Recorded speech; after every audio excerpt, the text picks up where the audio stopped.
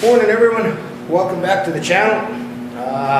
Doing a bunch of little jobs in the shop here.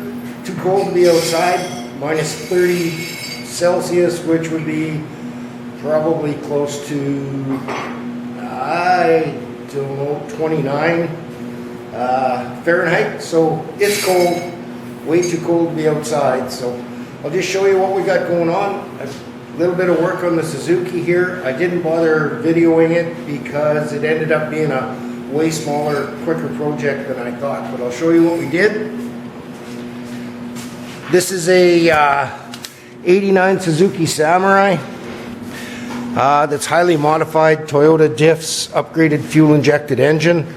And one of the issues was, this is the original hood that was on with the modified engine and stuff, and whoever did the transplant was kind of a butcher. They just cut a hole in the hood here in the center where that duct tape is, because the intake part of the fuel injection stuff was hitting the hood. They cut all the structure out on the inside, and they literally beat the crap out of some of the bracing, as you can see there, to make clearance, and everything was rubbing on the hood. So the original plan was we were going to make a new skin for this, and in the meantime my brother found a decent hood, had a few dents in it. We got them straightened out and found that all we had to do was figure out where it was going to be, and we cut the inner structure out nice and neat on this one, and then we ran it through the English wheel for half an hour, and we got this really nice 3/4 inch high speed bump in it that is going to give them all kinds of clearance for the fuel injection on it. There, it shows pretty good with the lighting there. So the other thing I've been working on, no point in having help here if you're not going to put them to work, but we've been working on the 59 a bit. I'll just go around to the other side and show you what we got done. Figured while there was two people, it would be a good time to get the brake booster and pedal assembly in there. So this is all out of the 03.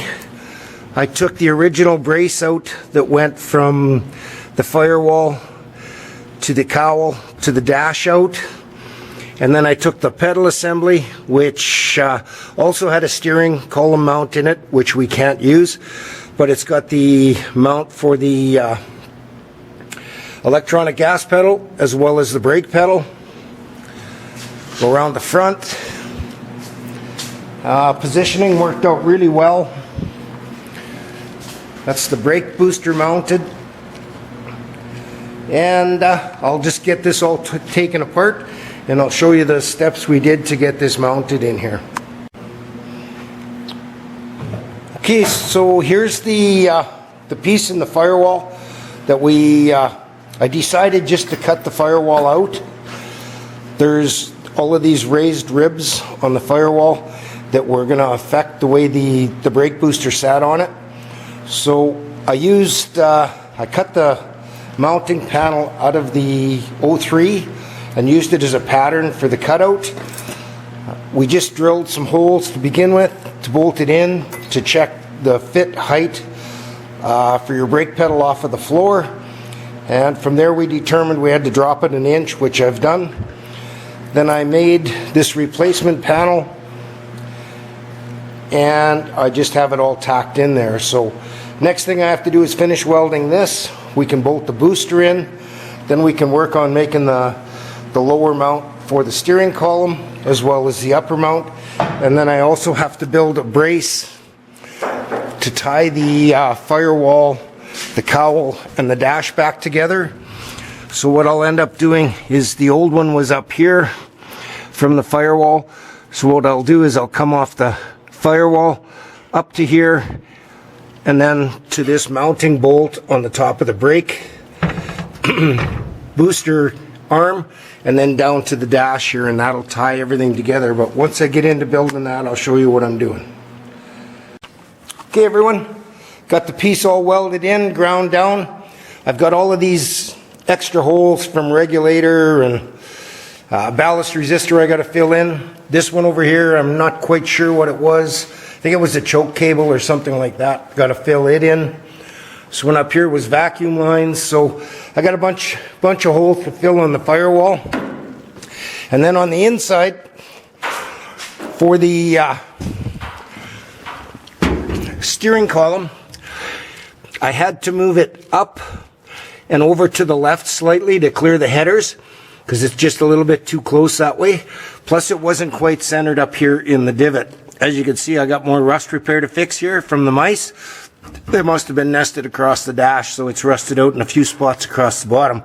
So anyhow, to get a nice clean cut on this hole, I'll show you what I did. If you take a hole saw, take your centering bit out, and I have a bunch of these pieces of hardwood that I've drilled various size holes in that fits the hole saw perfectly. Take your holes or your piece of wood, clamp it exactly where you want to drill the hole, and use it as a guide instead of the centering bit, and it allows you to open up a hole there. So I just figured I'd let you probably already knew it, but I figured I'd let you know. Okay, so next we're going to mount the steering column in there and make any adjustments we have to, and then I can figure out the lower mount. Okay everyone, we're back again. Sorry, somehow I lost a bunch of footage here of how I was making the lower mount for the steering column. So I still have to rebuild this upper piece of the dash here once I've got everything removed. So we got the final mount on the brake pedal and the gas pedal. The brake pedal, we had to put a little bit of an offset to the left in it so that it would clear the steering column mount. The gas pedal, we had to cut the bracket and actually move it over to the right slightly. The steering column on this used to come through, I don't know if you can see here, there's a hole right there. So it was up above the gas pedal. So we changed the angle of it considerably. So what I've done is on the, let me see if I can get this brake pedal out of here, and you'll be able to see a little bit better. Just let me set you down for a sec.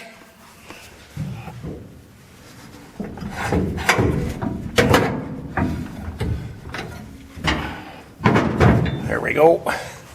So now the light will come in here a little bit better, I think. Too much stuff in the way. So now you can see that hole where the steering column used to come through over there. So what I've done is the lower steering column on this had a bracket welded to it that bolted into that hole up top that anchored it, and it almost sat flat in the 2003. So the lower part of this column is exactly 2-inch OD. It's got a plastic bushing that had a big knob on the end of it. I think it held the rubber where it goes through the firewall. We removed that and cut the excess flashing off the outside of it to narrow it up a bit. I removed it, and I took a piece of 2-inch 2-inch ID exhaust tubing, and I flared it out a little bit bigger to 2¼ inch OD, welded a piece of 2¼ inch OD pipe to it, and then I plug welded that on to the end of the steering column. I then took a piece of 2¼ inch OD pipe that would slide over top of the one I just built, and I flared it out to 3½ inch ID or OD so that I could weld a piece of 3½ inch exhaust pipe onto it. What that did was it gave me a spot for the U-joints to sit. Just let me grab the light here so that you can see what I'm talking about. So this steering column is actually a little bit too short for this application, but I wanted to use the factory one. So the upper U-joint sits inside that piece of 3½ inch tubing, and the flex in it happens kind of 3/4 of the way up inside the firewall. Comes down, and as you can see, I've got almost 3/8 of an inch of clearance on my steering column, or on the header there. So that's good. Still have the collapsible part of the column, so that'll work really well. Then I took a plate of 14 gauge, drilled a 3.5 inch ID hole in it that I could weld to my piece of 3.5 inch tubing, and I welded that to the firewall toe kick or toe board in the 59. This piece of 2 1/4 that's welded to the 3.5 inch pipe, I put 2 splits in it, and then I use these stainless steel turbo clamps for clamping turbo connectors together. They're super strong, they don't corrode, and they hold really good. So when I tighten that on here, it's going to hold the bottom of the steering column really firm, exactly where I want it. If I want to remove the steering column, I just undo the 2 mounting bolts, slide it out of the mount on the firewall, and you can remove it really easy.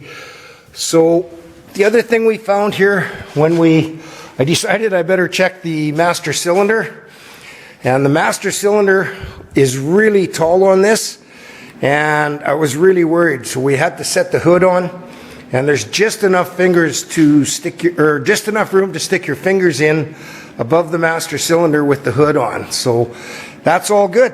So I think we're going to call that good for this video. I got a little bit of final welding to do. I have to drop the gas pedal down about 1 inch, the same as I did with the brake pedal, just to make everything all the same height. Give myself a little bit more leg room because it's too far off the floor there. So anyhow, we'll call that a video till we get on with the next one. I got way more done. Just get you in the tripod here.